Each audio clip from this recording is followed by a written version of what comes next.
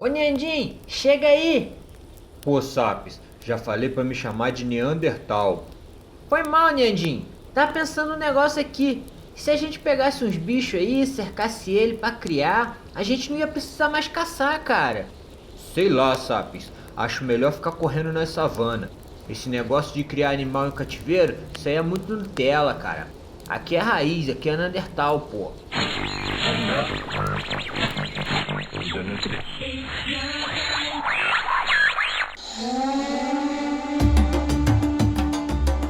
Bem-vindos ao Arqueocast, Arqueologia na Podosfera Brasileira. Eu me chamo Diego Sherman Emerick e a domesticação de plantas e animais foi a maior furada dos seres humanos. Eu sou Carla Moreira e se o ser humano tivesse um pouquinho mais de higiene, tudo isso poderia ter sido evitado.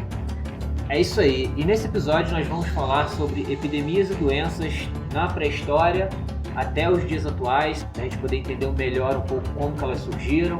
E é isso aí, bora pro episódio.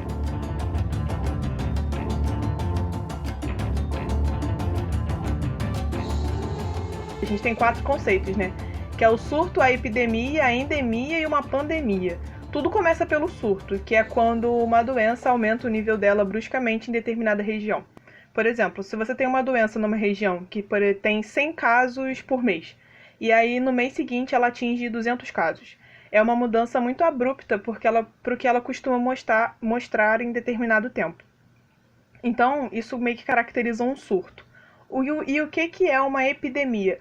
É quando esse surto espalha para várias regiões. Tipo assim, 3 regiões ao redor começaram a ter esse surto também, que não tinha antes. Então você tem uma epidemia. Agora, quando essas regiões atingem um nível global, a gente tem caracterizado uma pandemia, que é quando todo o planeta acaba tendo um surto dessa doença. Enfim, isso é basicamente esses 3 conceitos, né? Surto, epidemia e pandemia. E a gente tem também a endemia, que é uma doença que é muito típica de uma região, que ela meio que fica restrita ali sazonalmente ou permanentemente. E é interessante a gente pensar, né, que a epidemia ela tem certas doenças que existem, né, que sempre acontecem. Quando você passa esse limiar, né, você tem um limiar ali que seria o normal dela acontecer. Se por algum motivo ela passa a ter uma quantidade muito maior do que tinha, né, aí você vai para o surto ou para a epidemia e o negócio vai crescendo, podendo chegar até na pandemia, né? Então seria isso. Uhum. Que é o que a gente está vivendo agora, né? Se a gente pegar a China, ela é o exemplo clássico que a gente conseguiu acompanhar ao vivaço, digamos assim. A gente tem ali a cidade de Wuhan, que de uma hora para outra começou a ter esse surto, a doença, o corona, aumentou bruscamente. Na verdade, eu não sei se o corona já existia ali em níveis baixos, né? Eu acho que ela, na verdade, despontou sem ter registro, é ou não é? Ali, acho que o que ocorre, assim, pelo que eu li, acho que até que essa questão do Covid-19 ela é até um pouco diferente de alguns exemplos que a gente citou aqui, porque foi um vírus, o que tudo indica, que ele saltou dos animais para os humanos. E então ele estava, a gente fala de animais, tipo, animais reservatórios, onde ficam tipicamente esses vírus ficam neles e eles concentram a grande quantidade, uma população muito grande desses vírus. Por algum motivo eles tiveram alguma mutação que permitiu que ele saltasse dos animais para o Pro homem, homem. né? E como a gente não tem imunidade, e ele também é um vírus novo no nosso organismo, ele acabou se espalhando muito rápido, ele tem essa eficiência, né, de espalhamento muito rápido, e rapidamente ele passou de surto, ele foi muito rápido em todas as etapas, né? Surto, epidemia, pandemia, muito rápido. Ele começou ali, como eu disse, na cidade de Wuhan, e quando você. Como uma epidemia, né? E daí, de repente, você tem uma. Aliás, ele começou como um surto na cidade de Wuhan, e rapidamente ele se torna uma epidemia porque ele já começa a atingir umas cidades em torno de Wuhan. E quando você vê, essa epidemia já se alastrou para a Europa, e assim atingiu o nível global, né? Chegando aqui na América, que é o que a gente vive agora, né? Uma pandemia. E numa velocidade que na pré-história não teria essa velocidade, né? Porque o trânsito de pessoas era completamente diferente do trânsito de pessoas que temos hoje, né? Com voos internacionais ocorrendo aos milhares por dia, né? Mas é interessante a gente pensar, né, que essa questão das epidemias, elas podem ser causadas por vírus, por bactérias e até outras doenças, né? Porque epidemia é uma doença que atinge muitas pessoas, né? E ela vai se espalhando, né? Então, uma epidemia não é só necessariamente um vírus, né? Uma bactéria também pode causar epidemia e outras coisas também, outros tipos de doença Sim. também, elas podem entrar no conceito de epidemia, a partir do momento que ela Sim. se alastra com uma frequência alta, né?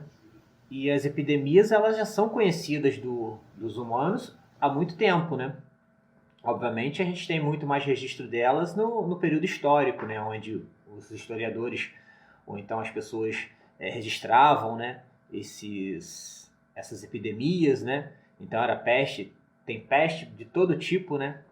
Esse lance do peste, ele meio que é atribuído genericamente pelas pessoas, é um nome vulgar, porque quem é o ator vetor dessa Patógeno. doença não é o patógeno, ela não é a Yersinia pestis, que é o que dá esse nome de peste. Só que ela é o nome que você mais dá para as doenças, entendeu? Peste negra, peste bubônica, peste de Atenas. Aí você tem esse registro, não só na historiografia, né? Mas agora a gente consegue ver também esse registro arqueológico, que é o que a gente vai abordar um pouco aqui no episódio. Exatamente, a gente vai tentar trazer a sardinha para o nosso lado, né? Claro. Mas a gente teve muitas epidemias na história, que são assim mais registradas do ponto de vista da história em si e não da arqueologia. E a gente vai citar algumas delas só para a gente ter uma ideia do que são essas epidemias e como elas se deram, e os históricos, que a gente ter a ideia de que essa Covid-19 que a gente passa agora não é exclusividade e outras epidemias ocorreram. A tendência é que se tenha outras epidemias e cada vez mais epidemias, né? E ao longo do episódio você vai entender um pouquinho por que a Covid-19 não foi a primeira e também não será a última grande epidemia que a gente vai enfrentar. Mas eu vou citar aqui algumas epidemias que a gente tem um farto registro histórico. A gente tem aí a peste de Atenas, ela é a mais antiga, de acordo com a historiografia. Agora, na arqueologia, a gente já tem outra história, sabe? E essa peste de Atenas, ela aconteceu em 430 a.C. e matou cerca de 2/3 dos atenienses. E talvez seja febre tifoide, não se tem uma certeza. Você pega os sintomas dessa doença narrada por Tucídides,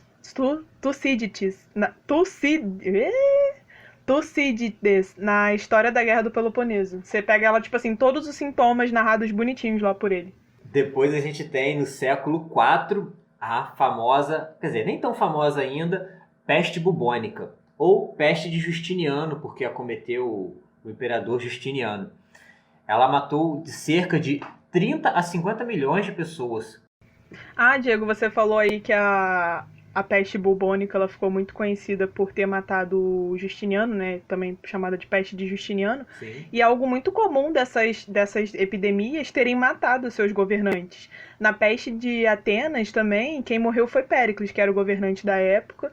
E aí, como você disse, na peste de Justiniano, quem morreu também foi o governante da época. A gente também tem a peste negra, que é no século XIV, que matou cerca de 80 milhões da Europa, né? E com certeza é a mais comentada até hoje, que você tem mais registro também. E realmente foi uma morte, assim, um nível de morte muito alto. E a partir da peste negra você tem uma mudança muito forte de mudanças sociais e culturais ali na Europa, e que meio que se alastrou para o mundo inteiro essas mudanças. É porque teve um baque muito grande na demografia da Europa. Afinal de contas, muitas e muitas pessoas morreram, né? Então você tinha mais locais para campos agricultáveis, você tinha a questão da mão de obra também. Isso acaba influenciando as relações sociais, né? Por conta dessa mudança, essa diminuição brusca da quantidade de pessoas que existiam, né? E as estimativas eram que levou cerca de 200 anos para a Europa alcançar a mesma quantidade de pessoas que elas tinham no início da peste negra. Então, e a partir desses níveis de epidemias que você acaba tendo esse registro arqueológico mesmo, né? Porque quando você tem uma epidemia, o número de mortes é muito alto. Então, quando você vai enterrar os corpos, você acaba tendo que enterrar todos juntos, porque você não tem espaço. E aí, quando você acha o registro arqueológico, tá lá, aquela cova com, sei lá, 10, 15 pessoas mortas ali e enterradas, sabe? Isso é um indicativo de que foram mortos por causa de uma epidemia. Sim, é porque como a mortalidade ela é muito alta, não dá tempo de você fazer os rituais funerários que aquela cultura tradicionalmente faria, né, para poder estar enterrando os seus mortos, né? Então eles acabam adotando a vala comum, porque precisa se livrar daquele corpo que é fonte de infecção, né? Também, né?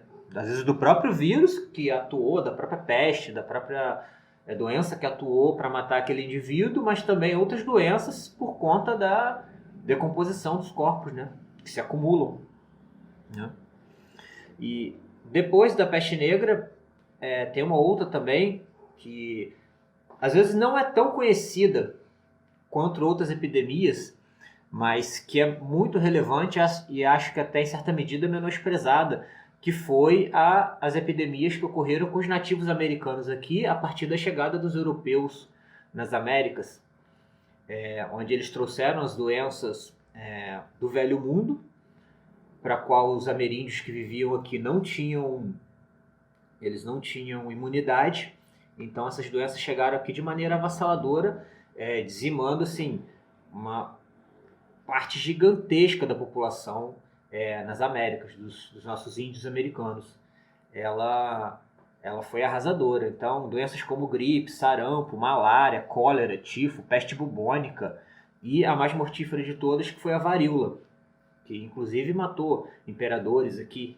As epidemias elas eram mais rápidas do que os colonizadores, porque elas acabavam sendo transmitidas, né, do litoral em direção ao centro do continente, por conta das relações comerciais que tinham entre as tribos, né? Então as tribos mais ao litoral entravam em contato com os europeus e depois eles entravam em contato com tribos mais para dentro do continente, e isso ia se alastrando de maneira muito rápida. Então foi uma epidemia também muito relevante, teve um impacto gigantesco na sociedade da época. E as pessoas acham que os impérios que existiam aqui na América não tinham força bélica para bater com os europeus, né? Mas sendo que, na verdade, o que fez com que o que existia aqui na América se enfraquecesse não foi força bélica, foi a doença, né? Uma outra epidemia também que foi muito relevante também foi a epidemia de cólera. Ela começou no século XIX, em 1817, e foi se estendendo até o século XX, em 1961. Foram várias epidemias seguidas, que também matou milhões de pessoas ao redor do mundo. E a última mais conhecida no século XX, em 1918, a famosa gripe espanhola, que é o vírus de influenza H1N1, que matou no mundo cerca de 50 milhões de pessoas. Que é a mais recente também, né? Sim, e é a mais conhecida também, né?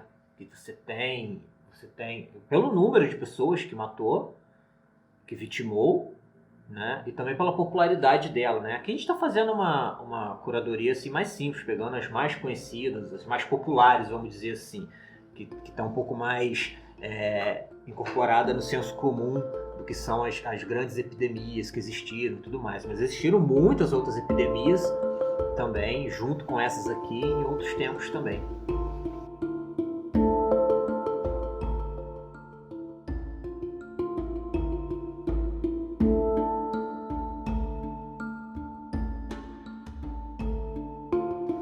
É interessante pensar que para essas epidemias, como que funcionava o sistema de saneamento básico da Europa naquela época, né? Você pensando assim em peste negra, como que eram as ruas, como que eram os aquedutos, como que era a higiene da época.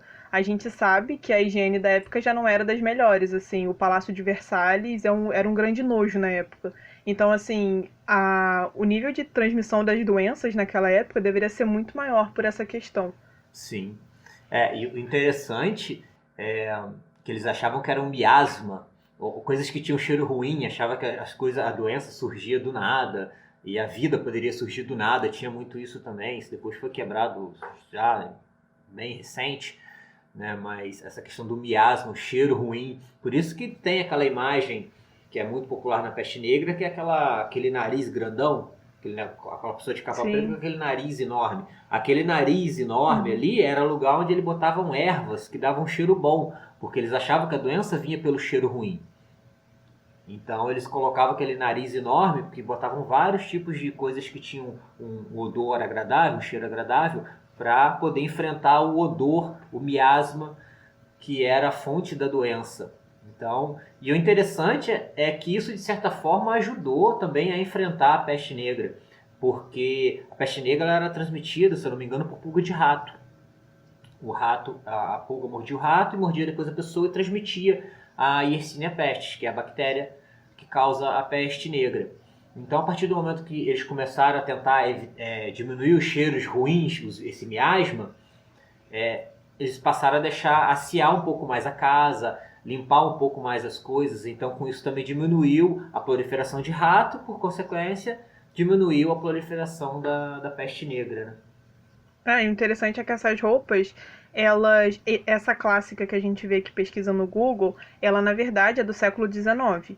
A roupa da peste negra, que é século XIV, ela é bem mais rústica. Ela é meio que feita de pano, ela não é esse tecido preto, tipo um corinho, sabe? Ela é bem mais rústica, o bico é muito mais feio, sabe? Depois vocês procurem aí, vocês vão ver que as imagens são bem mais sinistras pra mim, sabe? Porque é horrível aquela foto, é horrível aquela vestimenta, gente.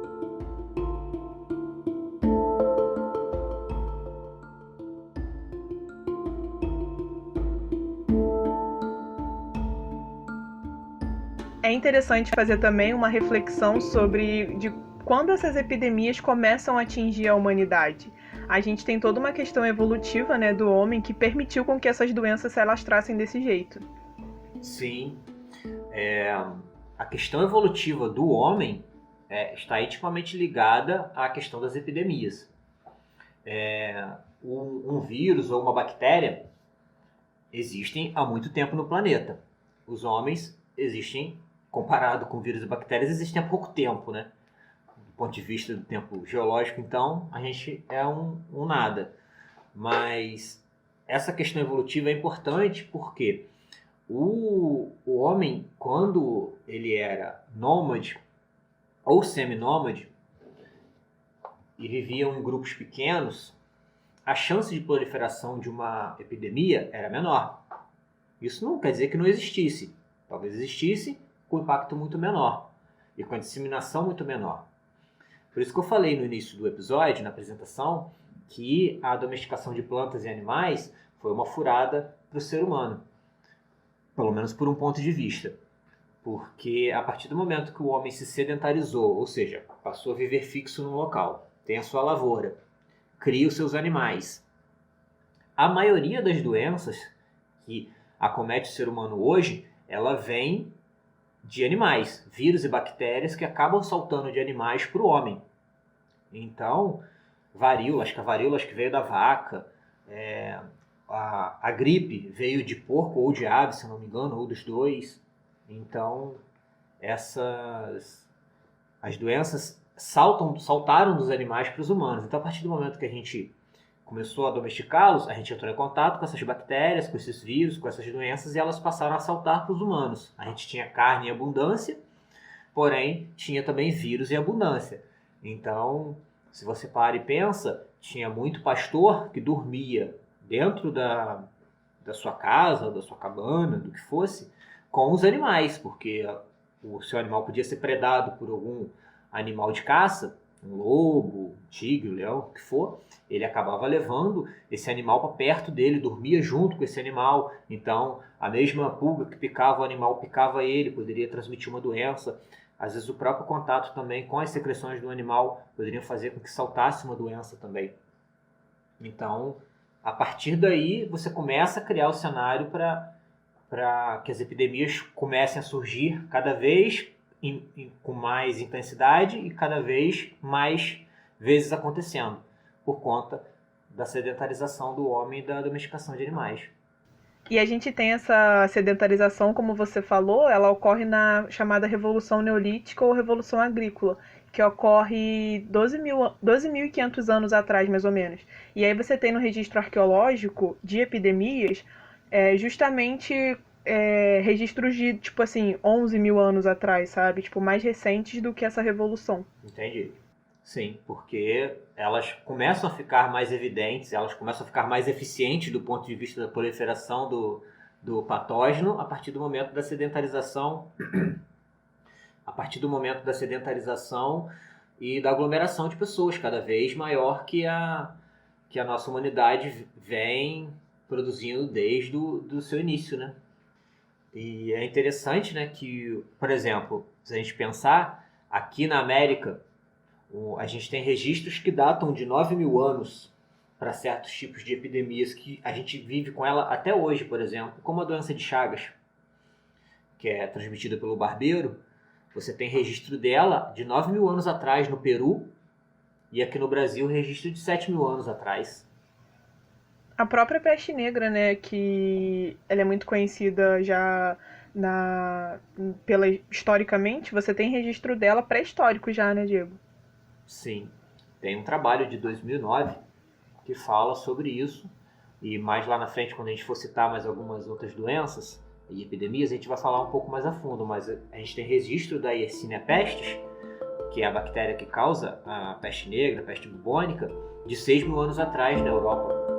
Então, ou seja, não é nenhuma novidade da era medieval.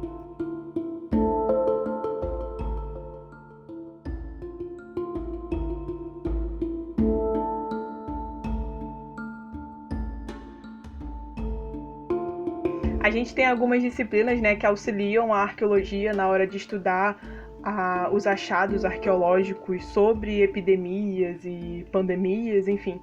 Uma delas é a paleopatologia. Para começar esse conceito, a gente tem a patologia, né, que é meio que o estudo das doenças, das consequências e alterações de uma doença no organismo. E você tem a paleopatologia. O prefixo paleo significa antigo. Então, a paleopatologia nada mais é do que você estudar essas doenças num corpo passado, né? Quando você vai lá, exuma um corpo e encontra registro de, tipo, por que aquele corpo morreu, quais doenças ele tinha, enfim. Assim você consegue descobrir vários registros, né? O que auxilia muito a arqueologia, porque aí a partir daí você consegue entender aspectos culturais da pessoa, da sociedade, enfim, N fatores. É interessante, né, e a paleopatologia tem uma particularidade que, geralmente, o que você encontra é ossos humanos. Então, você vai ter que se debruçar em cima deles para poder tentar saber que tipo de doença aquela pessoa teve, aquele indivíduo teve, né? Então, você vai procurar marcas nos ossos daquela pessoa. E aí tem uma coisa que é interessante, é que se a doença deixou uma marca no osso, muito provavelmente não foi aquela doença que matou aquela pessoa. Porque ela sofreu daquela doença tanto tempo a ponto daquela doença deixar algum tipo de marca no osso, e aí depois ela morreu. Às vezes a doença que ela tinha ajudou ela, diminuiu a qualidade de vida dela, mas muito provavelmente não foi o fator determinante para a morte dela, porque não daria tempo de ficar essa marca nos ossos da pessoa. Então a paleopatologia, ela tem essa característica, né, de você estudar os ossos, e as doenças geralmente não mataram aquela pessoa, aquele indivíduo que você está analisando, né? A menos que seja uma situação muito brusca, né? Tipo assim, você quebrou um osso, ou você usou da violência. E é interessante a gente pensar também que, como você falou, né, da questão da violência, pra gente na arqueologia, como os vestígios são muito escassos, a gente tem que se apoiar em qualquer coisinha que apareça pra gente tentar entender como é que era o passado daquelas pessoas. E do ponto de vista da paleoepidemiologia, a violência, por exemplo, ela entra como uma paleoepidemia. A gente pode falar em uma paleoepidemia de violência. E é a partir desses estudos da paleopatologia que você consegue entender muitos aspectos de higiene, de lesões traumáticas ou não, da dieta das pessoas, né? Você tem o maxilar, por exemplo, que preserva muito bem as doenças da pessoa, e principalmente o dente, porque o dente ele tem um poder de preservação muito alto. Eu não sei se é por causa do esmalte, mas as chances de você encontrar o dente, de você conseguir inferir N informações dali é muito grande. Sim, e a gente tem até uma sub-área na paleopatologia, que é a paleopatologia oral, né? Um estudo de doenças relacionado à mandíbula, maxilar, dente, toda essa região, né? E uma outra área também que é muito importante pra gente também, na arqueologia, é a paleoparasitologia. É estudar os parasitos do passado, né? Então, com isso você consegue, estudando a evolução desses parasitos, você entender melhor como que esse parasito transitava entre as populações humanas e com isso também entender como que funcionava aquela população humana, né, do ponto de vista da sua dispersão. Esse é o principal aspecto da paleoparasitologia e da paraepidemiologia. É justamente você ver a dispersão da pessoa naquele ambiente, porque através da doença você consegue fazer um mapeamento das rotas de migração dessa pessoa, desse grupo. Sim. Aqui no Brasil a gente tem a Fiocruz, né, que faz muitos trabalhos em paleopatologia, paleoparasitologia, paleoepidemiologia, justamente para tentar entender as evoluções das doenças, como doença de Chagas, entre outras, para você poder atuar com ela hoje, porque a doença de Chagas ainda existe no país, pessoas ainda sofrem com essa doença, com esse parasita. Então você entender como ele evoluiu, né, você vai lá, encontra um resto humano, analisa ele, você consegue recuperar o material genético desse parasita e você vai lá, mapeia esse genoma. Com isso você consegue identificar a evolução dele, né? Saber em qual ponto da evolução aquele vestígio que você encontrou estava. Com isso você consegue também situar aquele resto humano em determinado período também. Então ajuda a gente a entender a população humana. E também tem, né, a questão da paleoepidemiologia, que é interessante, porque se a paleopatologia ela tenta entender a evolução de uma doença no indivíduo, ela olha assim, ela tem um olhar um pouco mais individual, porque ela pega e tenta entender como que funcionava aquela doença, como que aquela doença evoluía no indivíduo ou como doença no geral. A paleoepidemiologia ela já traz alguns outros atributos que dão uma característica diferente, que é a questão da dispersão dessa doença, né? Então, a paleoepidemiologia ela tenta medir, ela tenta entender quais são os impactos demográficos da proliferação de uma epidemia, né? De uma doença. Então, com isso você olha mais o grupo, você olha mais o social, o quanto ela impactou nas relações sociais. Então, a paleoepidemiologia ela se difere da paleopatologia por conta disso. Ela já tem um olhar mais amplo dos seus impactos demográficos e tudo mais. Na paleoepidemiologia, ela não se restringe somente a doenças físicas, vamos dizer assim, mas também comportamentos humanos que possam gerar algum dano à saúde.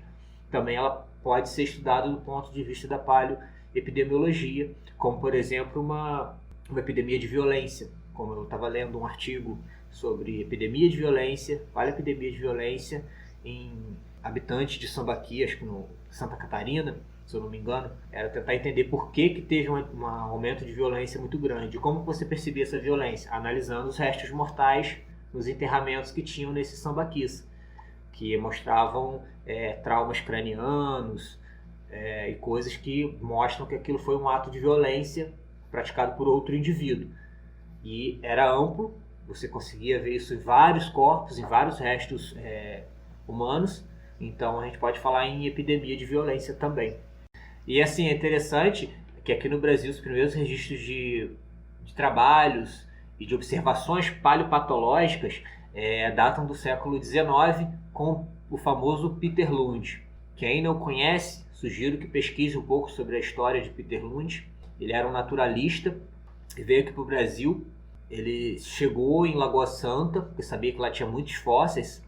E lá tinha fósseis de megafauna, fósseis de animais e também fósseis humanos. E lá ele fez, no Brasil, as primeiras observações paleopatológicas, onde ele já começou a inferir certas doenças a partir dos restos humanos que ele encontrava em Lagoa Santa. Mais um mérito aí para o Peter Lund. E ele é um grande pioneiro no Brasil, né, da arqueologia e da paleontologia, né? E ele conversa muito com o nosso episódio anterior a esse, que é o das cavernas. Que Sim. Ele também foi um grande mapeador dessas cavernas, ele estudou elas. Sim, porque são lá, principalmente na região onde ele atuou, lá em Minas Gerais, tem uma deposição muito grande de fósseis de megafauna, de fósseis, de inúmeros tipos de fósseis, animais, humanos. E assim, lá é uma região muito, muito fértil. E ele foi para lá, então ele tem inúmeras contribuições para a ciência no Brasil.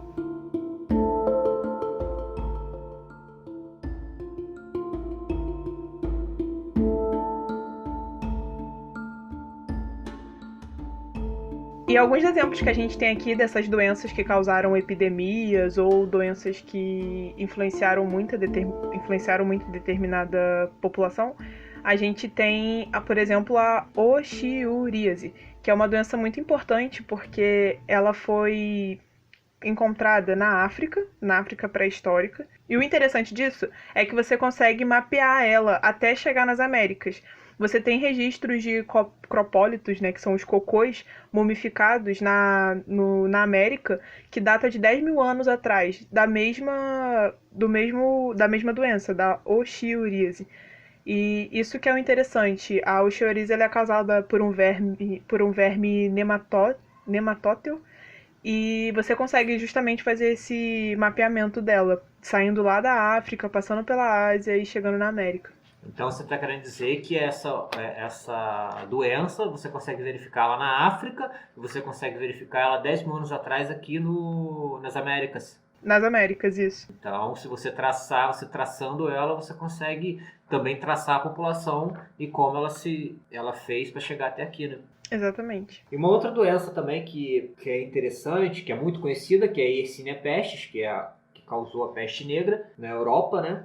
É muito conhecida, popular. Porém, você tem registros dela que remontam a 6 mil anos atrás, aproximadamente. E é interessante porque você, estudando essa doença, a gente consegue associar ela a alguns eventos que a gente já conhece arqueologicamente e tentar entender um pouco melhor esses eventos. No caso da Yersinia pestis, nesse artigo, o artigo de 2019, nas populações neolíticas da Eurásia, teve um declínio populacional muito grande, por volta de 5 mil a 6 mil anos atrás. E não se sabia muito bem qual era a origem desse declínio populacional. Falavam que eram migrações, e tentavam dar explicações para esse declínio. Porém, foi descoberto, através de pesquisas arqueológicas, vestígios dessa bactéria, da Yersinia pestis, em restos mortais que datam por volta desses milênios, 5 mil a 6 mil anos atrás. E começa a se usar isso também para explicar o declínio daquela população. Essa população talvez tenha declinado por conta de uma epidemia de peste negra, de Yersinia pestis,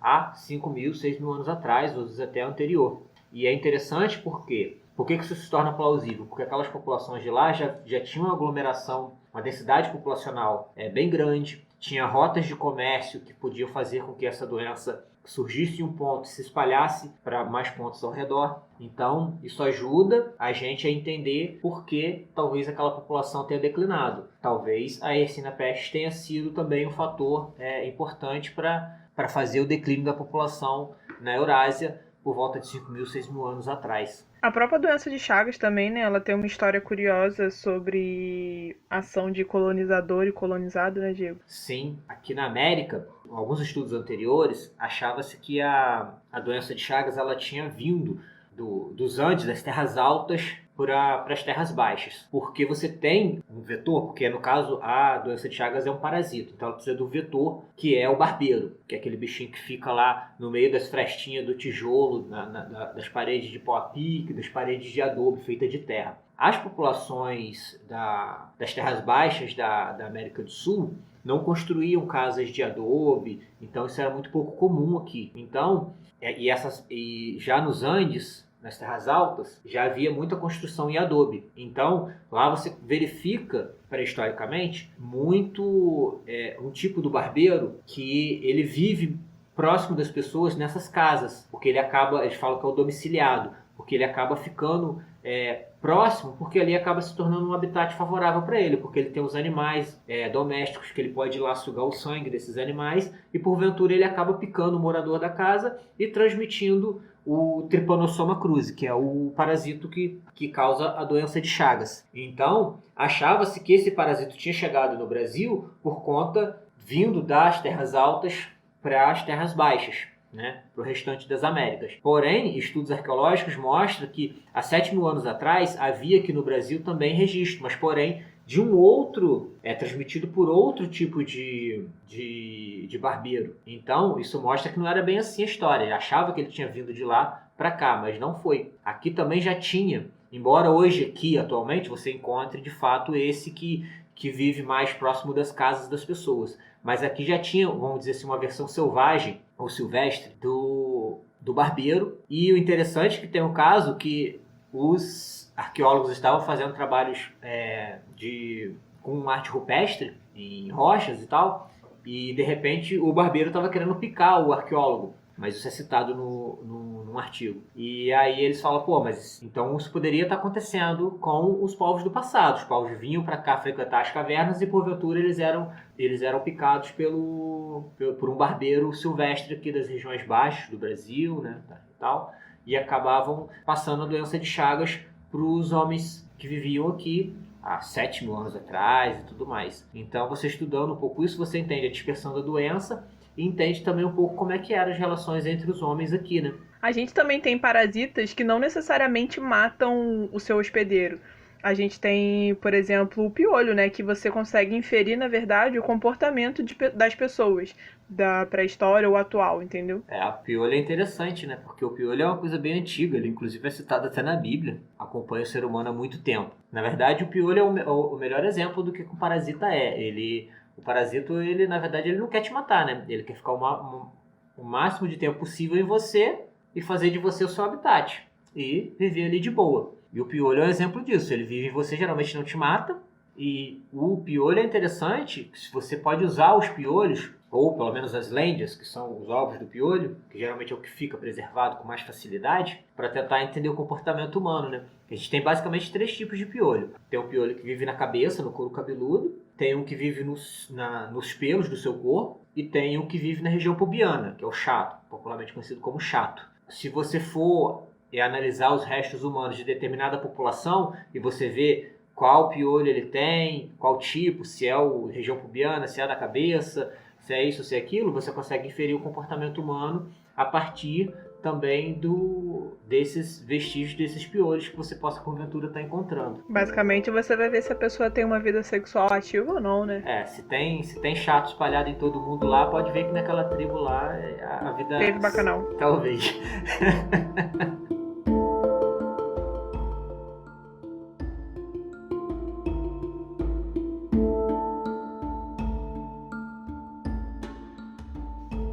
E a gente tira desse episódio, né, que é muito, muito importante a gente entender a evolução das doenças ao longo da nossa história. Porque a partir dela você consegue entender impactos sociais, demográficos, do comportamento humano, desde sempre, sabe? E você entendendo isso, você consegue agir muito melhor no presente, sabe? Será que se a gente não entendesse um pouco mais do passado, a gente não estaria lidando melhor agora com o Covid-19? Atualmente você tem no Brasil, por exemplo, como o Diego já citou ao longo do programa, a Fiocruz. Ela no Brasil é a pioneira sobre estudar e mapear e entender essas doenças do passado. Ela tem o que é chamado de Escola Nacional de Saúde Pública, que constantemente está lançando estudos e pesquisas sobre esses temas. Ela tem inclusive um livro chamado Paleopatologia e Paleoepidemiologia, Estudos Multidisciplinares, que ele meio que faz um apanhado de todos os estudos que existiram do Brasil acerca dessas epidemias e paleoepidemiologias de populações pré-históricas.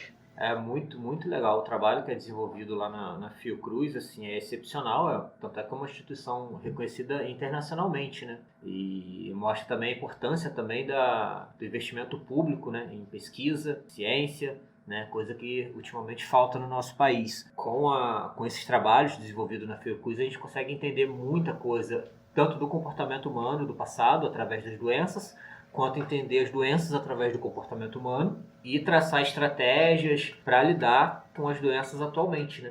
O nosso episódio aqui, a gente queria deixar essa reflexão, né? Como é importante a gente entender as doenças desde o seu passado, o seu surgimento, sua evolução, associado ao comportamento humano, para você conseguir melhorar as suas atuações atualmente no campo da saúde pública e também estar entendendo melhor o comportamento humano na área das ciências humanas.